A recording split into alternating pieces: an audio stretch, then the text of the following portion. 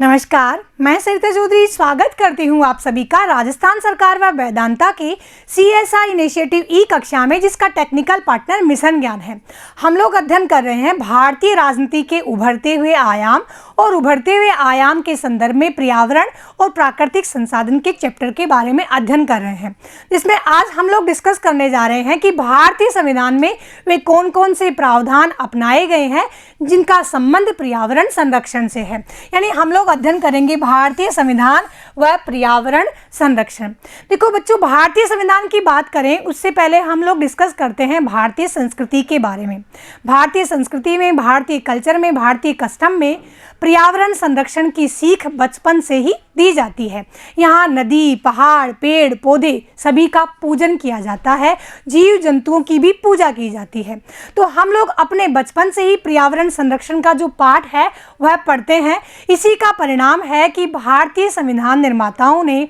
पर्यावरण संरक्षण को संविधान के अंतर्गत एक मुख्य दायित्व के रूप में अपनाया है और ये दायित्व सौंपा है यहाँ के नागरिकों को और यहाँ की सरकार को। तो हम लोग डिस्कस करते हैं इसी दायित्व के बारे में कि किन किन अनुच्छेदों के अंतर्गत पर्यावरण संरक्षण की बात की गई है, जिसका उल्लेख किया गया है। बहुत ही इंपॉर्टेंट प्रश्न है बच्चों, आप लोग कॉपी और पेन साथ में लें और मेरे साथ नोट्स बनाइए। तो बच्चों, हमारे देश में पर्यावरण के अनुकूल एक समृद्ध संस्कृति रही है, जिसके अंतर्गत संविधान निर्माताओं ने संवैधानिक स्तर पर सरकार को और यहाँ के नागरिकों को एक संयुक्त दायित्व सौंपा है, जो दोनों मिलकर पर्यावरण का संरक्षण कर सके। संसद के द्वारा 42वें संविधान संशोधन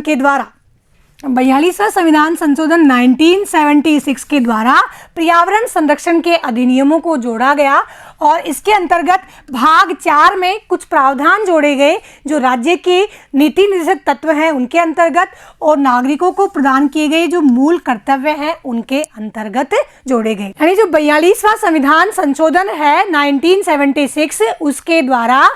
राज्य के जो डायरेक्टिव प्रिंसिपल्स हैं उनमें और जो मूल कर्तव्य हैं उनमें पर्यावरण संरक्षण से संबंधित महत्वपूर्ण प्रावधान जोड़े गए, जिसके अंतर्गत राज्य के जो डायरेक्टिव प्रिंसिपल्स हैं, नीति के निर्देशक तत्व हैं, उसमें अनुच्छेद 48 के अंतर्गत यह जोड़ा गया कि राज्य इस प्रकार की नीति का अनुपालन करेगा जिससे पर्यावरण का संरक्षण हो और पर्यावरण का संवर्धन हो, साथ ही साथ यहाँ जो वन्य जीव हैं उनकी भी रक्षा हो, उनकी भी सुरक्षा हो। यानी हम लोग कह सकते हैं कि राज्य के नीति निर्देशक तत्वों के अंतर्गत अनुच्छेद 48 में यह उल्लेखित किया गया है या राज्य को यह निर्देशित किया गया है कि राज्य अपनी नीति का अनुपालन करते समय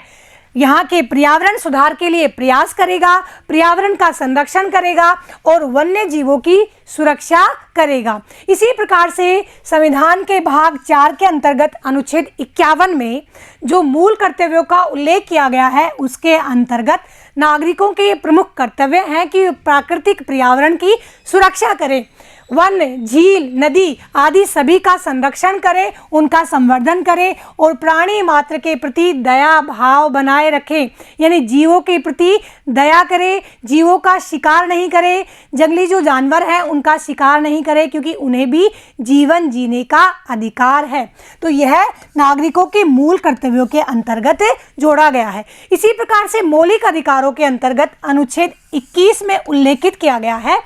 कि वे सभी गतिविधियां जो मनुष्य के जीवन में, उसके जीवन की सुरक्षा में या मनुष्य के स्वास्थ्य में बाधा उत्पन्न करती हैं तो राज्य उनका निराकरण करेगा और व्यक्ति को एक स्वस्थ जीवन जीने का हक प्राप्त है। यानी पर्यावरण प्रदूषण के कारण व्यक्ति के जीवन को यदि नुकसान होता है या ऐसी किसी गतिविधि के कारण व्यक्ति का जीवन या उसकी सुरक्षा खतरे में पड़ जाती है तो राज्य उसका निराकरण करेगा और व्यक्ति का यह अधिकार है कि यदि राज्य निराकरण नहीं करता है, ऐसी स्थितियां नहीं होती है तो वह न्यायालय में जाकर इसकी मांग कर सकता है। इसका उल्लेख अनुच्छेद 21 में किया गया है जो मौलिक अधिकारों में उल्लेखित है और कहा गया है कि प्रत्येक व्यक्ति को उन गतिविधियों से बचाया जाना चाहिए जो उसके जीवन, स्वास्थ्य और शरीर को हानि पहुंचाती है। इस प्रकार से भारतीय संविधान के अंतर्गत अन्य जो अनुच्छेद हैं वे हैं अनुच्छेद 252 और 253 ये भी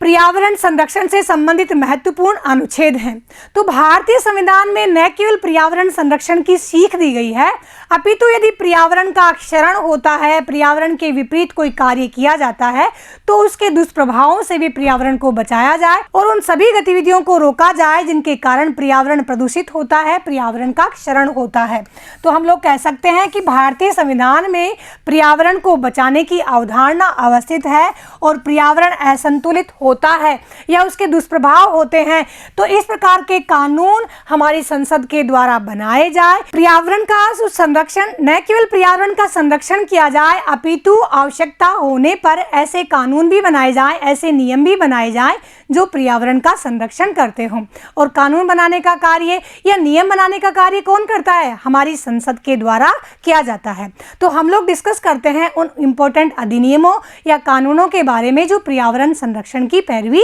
करते हैं, जिसके अंतर्गत सबसे पहले हम लोग डिस्कस करते हैं पर्यावरण संरक्षण अधिनियम 1986, जिसकी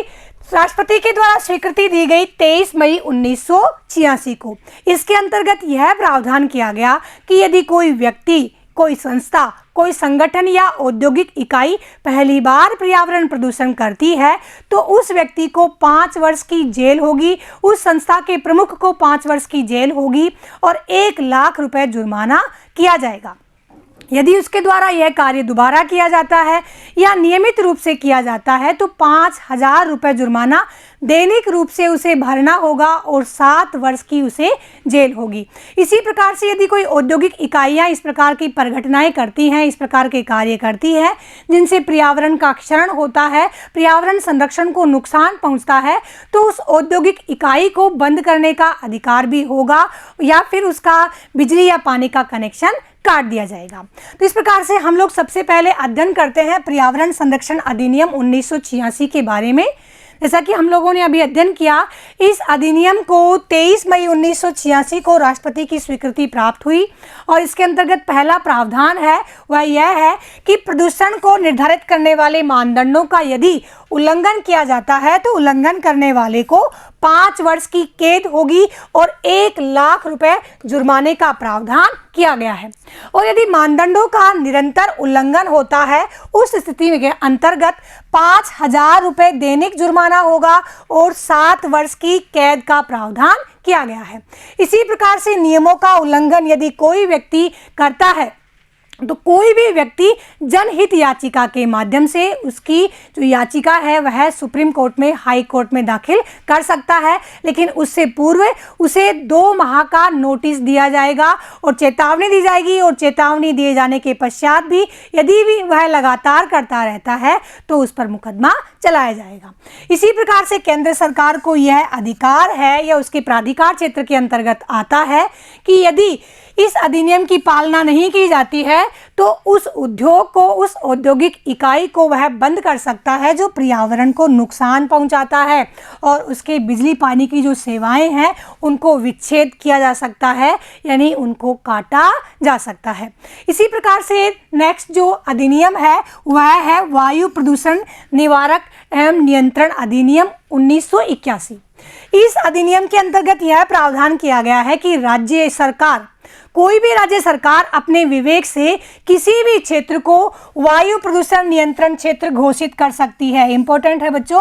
कोई भी सरकार यानी कोई भी राज्य सरकार अपने विवेक से किसी भी क्षेत्र को वायु प्रदूषण नियंत्रण क्षेत्र घोषित कर सकती है और वहाँ जो औद्योगिक इकाइयाँ हैं उन्हें वहाँ से हटा सकती है,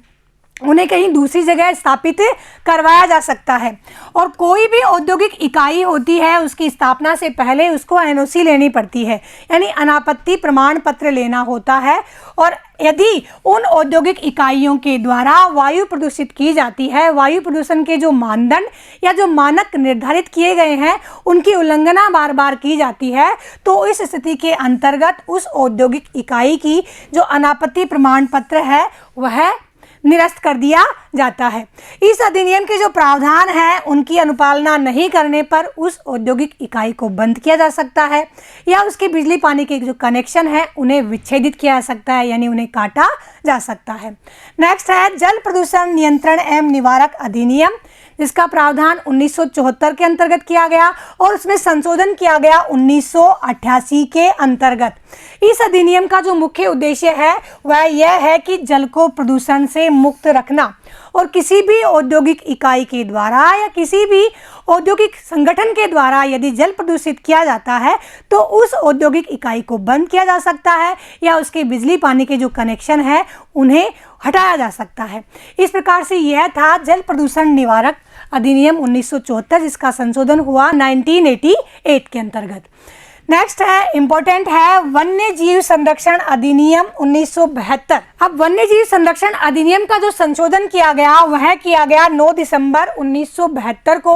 और इसे 9 दिसंबर 1972 को पारित करके इसके अंतर्गत मुख्य रूप से जो प्रावधान किया गया वह यह किया गया कि अब वन्य जीव संरक्षण जो अधिनियम है उसे राज्य सूची से हटाकर समवर्ती सूची के अंतर्गत जोड़ दिया गया है। देखो, हम सभी जानते हैं कि कानून बनाने संबंधी जो मुख्य सूचियां होती हैं या विषय होते हैं वे 3 भागों में विभाजित होते हैं, संघ सूची, राज्य सूची और समवर्ती सूची। संघ सूची पर कानून बनाने का अधिकार केंद्र सरकार को होता है, राज्य सूची पर कानून बनाने का अधिकार राज्य सरकार को होता है और समवर्ती सूची पर कानून बनाने का अधिकार केंद्र व राज्य दोनों सरकारों को होता है। लेकिन यदि दोनों सरकारें कानून बना लेती हैं और केंद्र का और राज्य का जो कानून है वह टकराट करता है यानी आपस में क्लेश करता है, उस स्थिति के अंतर्गत केंद्र का कानून मान्य होगा।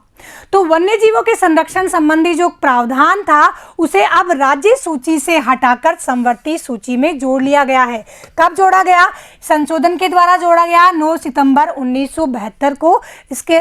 समवर्ती सूची के अंतर्गत इसे जोड़ा गया है। इसके अंतर्गत जो मुख्य विशेषताएं हैं, मुख्य प्रावधान है वे ये हैं कि वन्य जीवों का या वन्य जो पशु पक्षी हैं उनका शिकार निषिद्ध किया जाए, आखेट निषिद्ध किया जाए, चमड़े से बने हुए सामान का निषेध किया जाए और यदि कोई व्यक्ति ऐसा करता है तो उसे अपराधी करार करते हुए कठोर कारावास का प्रावधान किया जाए। इसके अंतर्गत जो मुख्य विशेषताएं हैं उसे हम लोग इस रूप में पढ़ सकते हैं कि वन्य पशुओं का संरक्षण प्रदान किया जाए और उनके लिए उचित प्रबंध किया जाए, वन्य जो जीव हैं उनका संरक्षण किया जाए, विभिन्न अभयारण्यों के माध्यम से उनको संरक्षण किया जाए और उचित प्रबंध किया जाए। इसी प्रकार से पशुओं के शिकार का निषेध किया जाए और चमड़े तथा चमड़े से बनी हुई वस्तुओं को भी निषेध किया जाए, अवैध आखेट की रोकथाम की जाए ताकि वन्य जीवों का संरक्षण हो सके और यदि किन्हीं व्यक्तियों के द्वारा इसका उल्लंघन किया जाता है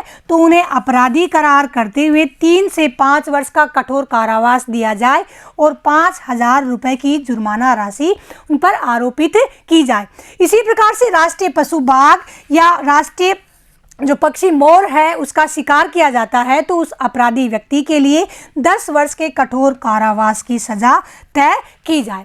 इस प्रकार से बच्चों हम लोगों ने उन सभी बातों का अध्ययन किया जिसके अंतर्गत भारतीय संविधान में पर्यावरण संरक्षण का उल्लेख किया गया है, जिसमें हम लोगों ने अध्ययन किया कि हमारे संविधान के अंतर्गत मौलिक अधिकारों में, मूल कर्तव्यों में और राज्य के नीति निर्देशक तत्वों के अंतर्गत पर्यावरण संरक्षण को एक महत्वपूर्ण प्रावधान के रूप में माना गया है और पर्यावरण संरक्षण को भारतीय संस्कारों के साथ, भारतीय संविधान के साथ भी जोड़ा गया है। अगले वीडियो में हम लोग डिस्कस करेंगे कि हमारी न्यायपालिका के द्वारा या उच्चतम न्यायालय के द्वारा वे कौन कौन से निर्णय दिए गए हैं जिनमें पर्यावरण संरक्षण की बात की गई है। तब तक के लिए विदा दीजिए। जय हिंद, जय भारत।